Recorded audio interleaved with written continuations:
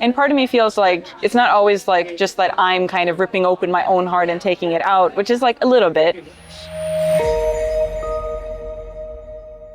When I look at your stand, it's very much pink and purple. Is that by design? Yes, very much. All my colors are very by design. I love pink, even though it doesn't always like look like it from what I wear. But I really love a limited color palette. And so when I was gonna get these, it was very obvious that it was gonna be pink if I could find that. But I have very specific colors that I like. I like pink, like pastel pink on black. And then I like a kind of turquoisey green, which I'm trying to pull more into my stand recently.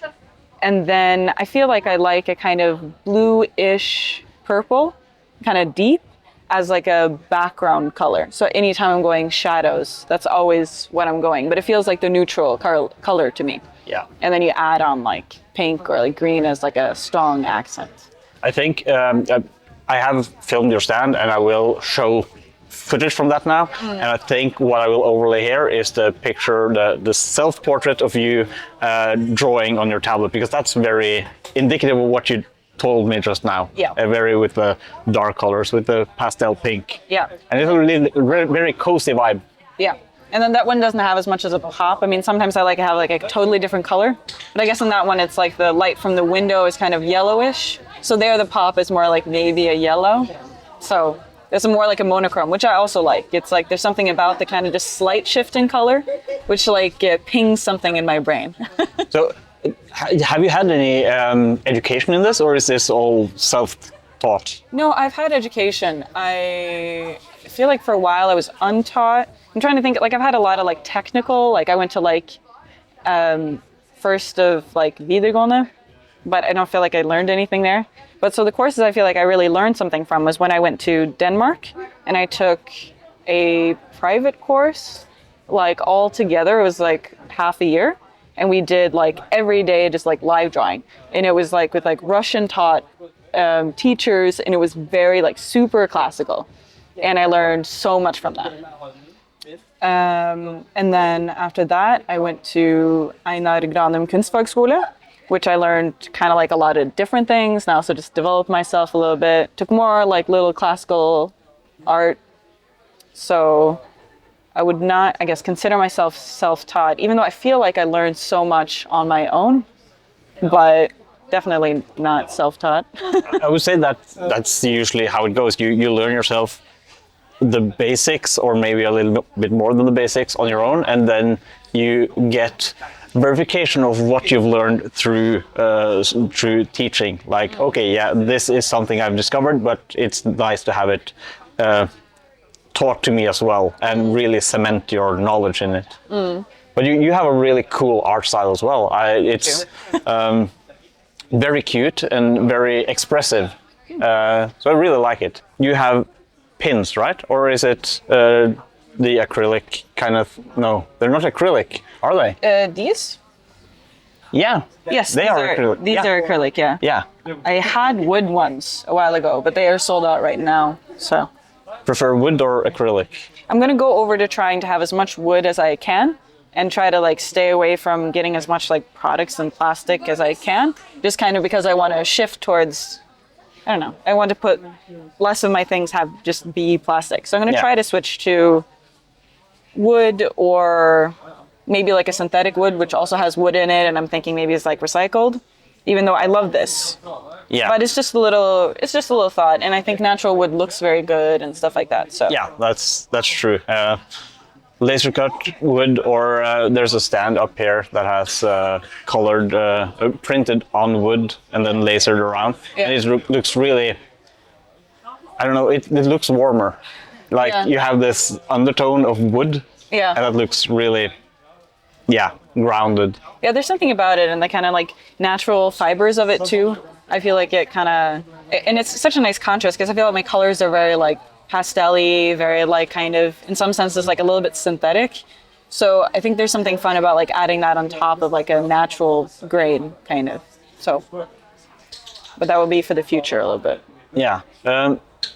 I've noticed, understand that you have a couple of comic books. Yeah. What are the story behind those? So both of the ones I have right now are 24-hour comics that were done either like kind of with Oslo Comic Book Expo or like right before it. And it's from this year and last year. And I can go into the stories behind both of them, but I don't know. That would be kind of its own thing. I don't know. It's I talked to another person who has done this 24 hours things, and it's I'm not an artist like that, or a drawer, or real much a storyteller. But I would assume that if you have 24 hours to tell a story, it is difficult to say come up with something on the spot that isn't personal. So I would say that when you do this 24 hours comic book things, they tend to be very personal to you as an artist. Yeah, I mean, I don't come up with the stories there because I can't I can't work under stress like that. So I prepare the thumbnails before, and it's mostly just kind of like execution when I get there, because I can't think under stress like that. So, but I could imagine that when you're sitting there, you can't, because then you don't have time to research and stuff like that. So. But I wonder if, have they done a lot of research? I haven't done so much research for those, I guess. So they fall a little bit under that. I mean, the first one, the green one, the Overgrown, was kind of just inspired by like everything going on. At the time before I was making it, and it was kind of like everything for my brain, so I didn't have to kind of like do research for like it's an alien, it's on like it's outer space, it doesn't matter in some senses. So it's more to like what do you say, it's to look through today's kind of like more political events through like a completely fictional lens, just kind of get a different spin on it. And I just kind of wanted to get it out a little bit because it was kind of weighing me down. And then a 24-hour thing came up. The other one, the one night, I had been thinking about and kind of had it in my back drawer.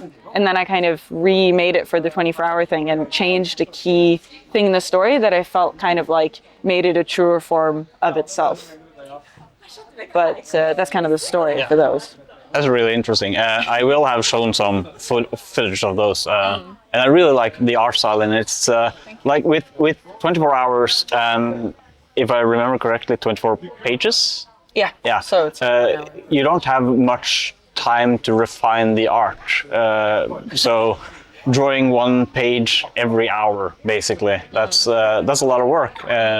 People don't necessarily think of drawing as work, but like in this case, you need to actually make a product, and that takes time.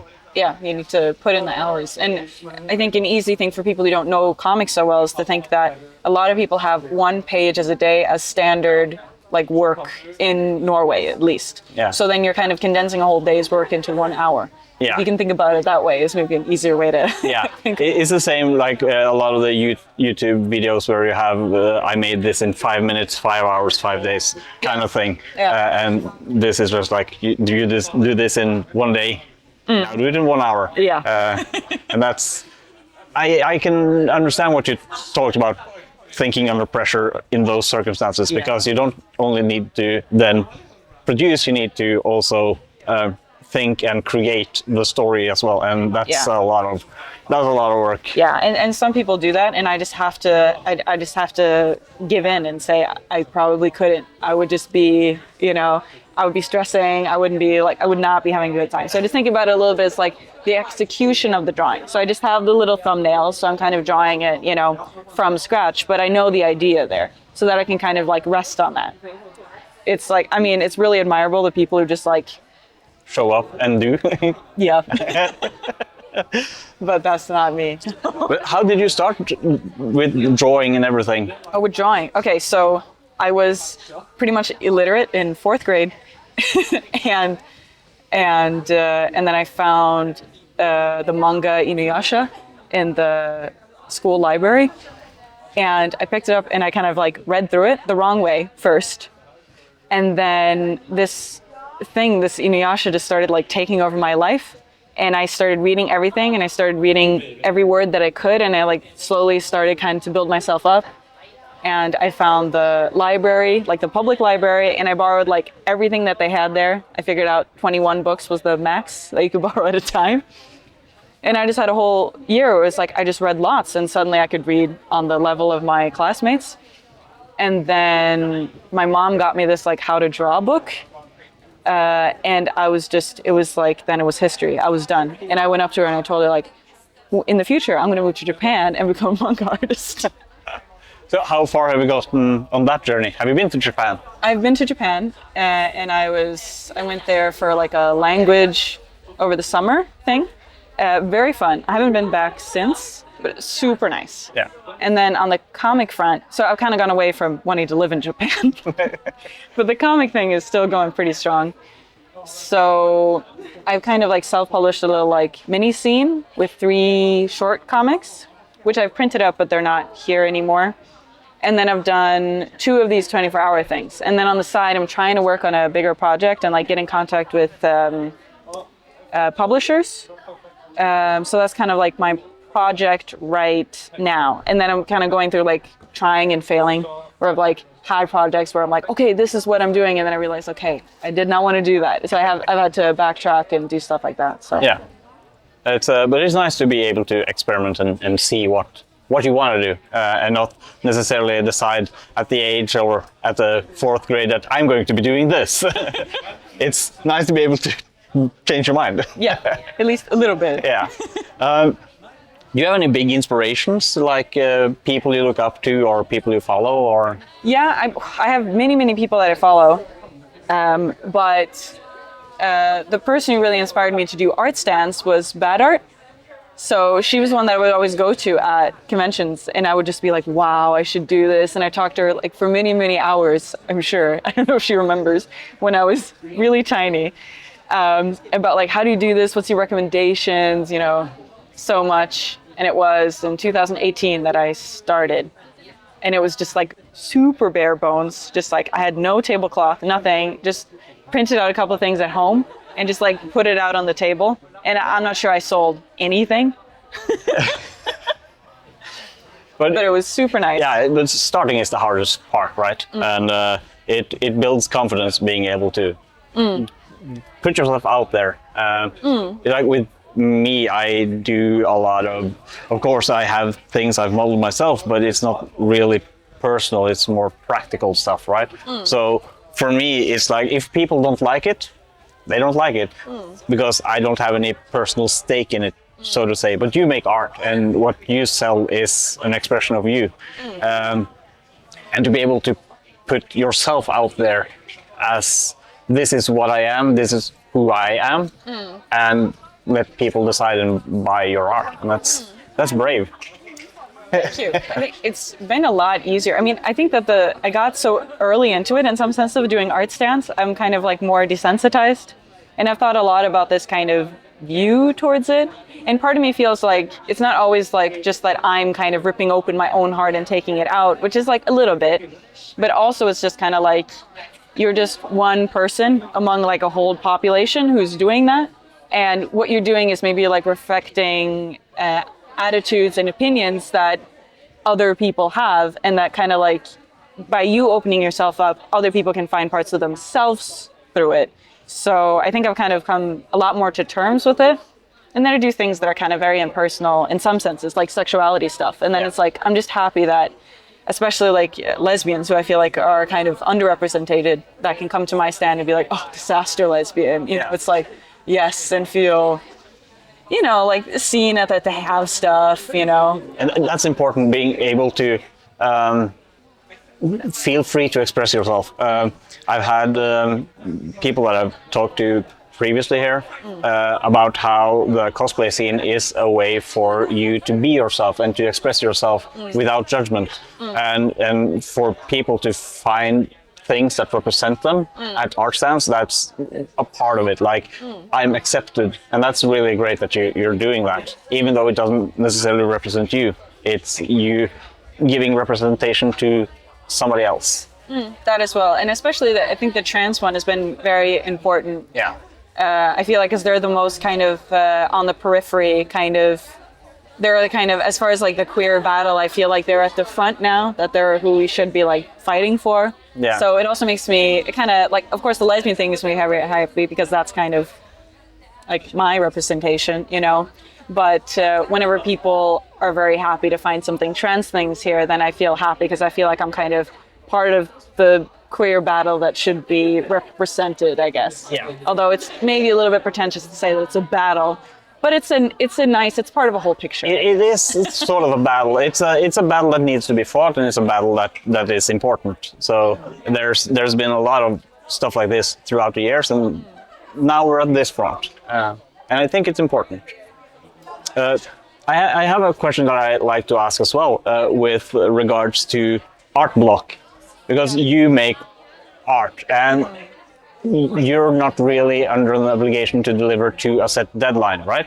No. So what do you do when you find yourself with an art block, without motivation, without inspiration? What do you do? I feel like I've been running into super like classic art blocks, but I do sometimes, I guess, just sit there. Sometimes I just do other things. Yeah? Like I'm like, do budgeting or, you know, stuff like that. Do stuff that is so boring that you're just begging for an out. Yeah, or it's like, yeah, I just do totally different things. Like I switch my project, maybe. But sometimes it's just time. Sometimes I kind of like just have to, like I sit there and I'm like, oh, I can't get through it. And I'm like, I mean, I think it just kind of also affects me. Like I'm just like, oh, you know, like, and then I do something and then maybe it kind of comes back, or I take an off day, do something different, or get some inspiration. Stuff like that is really good. The last question I want to ask, although something else pops up, is the concept of the moonshot, like the big project you want to do, the dream you have, the maybe unattainable goal, but something that you work towards, something you want to work towards. Do you have a moonshot? Yeah, I think for me it's definitely like publishing a full-length comic, and like hopefully many of them. And I mean, yeah, that would really be the big thing, to be able to to just have lots of comics out and earn money off of that, however that means, you know, that would be really amazing. And for it to reach an audience that can identify with it and stuff like that, that would be really important. Yeah. And you're always already a little bit on the way there with your self-published and your 24-hour comics. So I'm inching closer. Yeah, and it's not unattainable. I just really hope that you achieve it, because it seems like you have important stories to tell and important battles to fight. So it's a very worthwhile goal. Yeah, I really hope so. And I feel like the unattainable part is kind of the financial thing. Yeah. Because and it's making the kind of like, because like time is money, so it's like, you know, it's both like, will you earn money off of it, but it's also that kind of struggle of like, how do you find time to do a job when you already have to do a job to have your finances covered? Yeah. So it will be an interesting path. Yeah.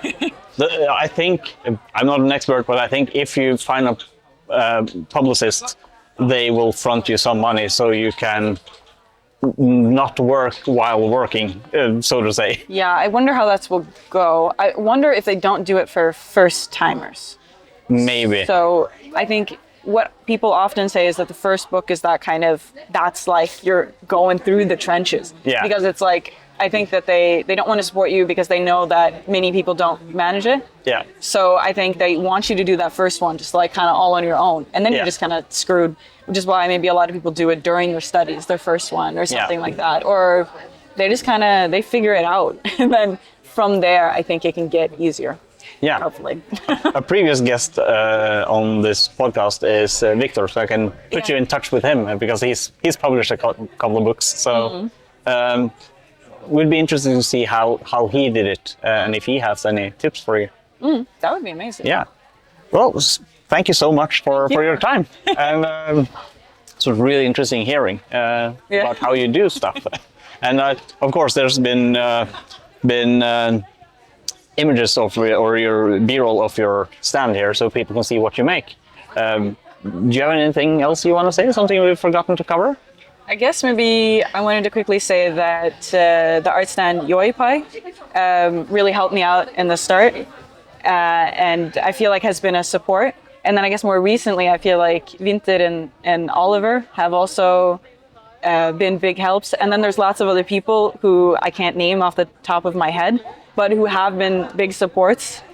And I guess I just wanted to put in a word for that, is that so many people have helped me, and that the art stand community is, I feel like, very helpful. Yeah, I think while you were talking about Winter, we had the tail in the background from Winter. So she's a little bit represented.